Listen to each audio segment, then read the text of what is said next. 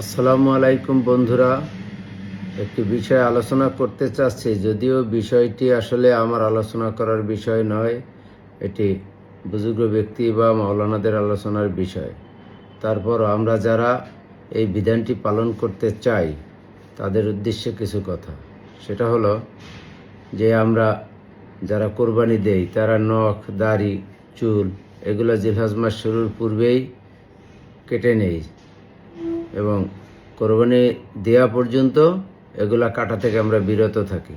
তো এই নিয়তে যারা কাটবো, অবশ্যই এটা বাধ্যতামূলক না, ফরজ না, এটা সুন্নত। আপনি করলে সব হবে, না করলে পাপ হবে না।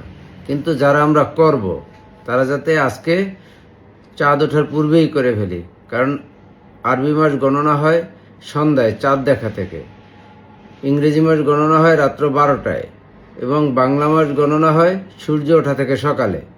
অতএব আজকে সন্ধ্যা থেকেই কিন্তু জিলহজ মাসের 1 তারিখ শুরু হবে। অতএব সন্ধ্যার পূর্বেই যাতে যারা নখ, দাড়ি, চুল কাটতে চাই বা প্রয়োজনীয় লোম পরিষ্কার করতে চাই তারা যাতে করে ফেলি।